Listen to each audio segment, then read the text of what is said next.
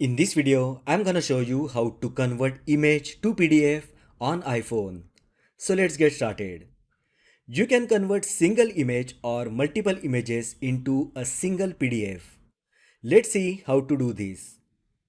First, open Photos app on your iPhone.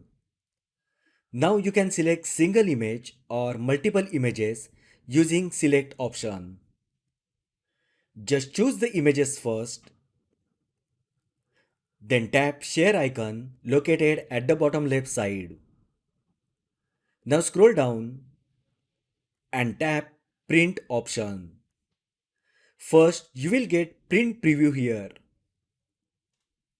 Now tap share icon at the top again and tap save to files.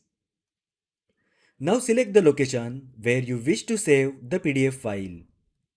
You can even change the name of the PDF file as per your needs. Once done, tap save at the top. And here is the PDF file that contains selected images. So that is how you can convert image to PDF on iPhone. If you find the video helpful, then like the video, share with your friends and subscribe to my channel. Thanks for watching and I will see you in the next video.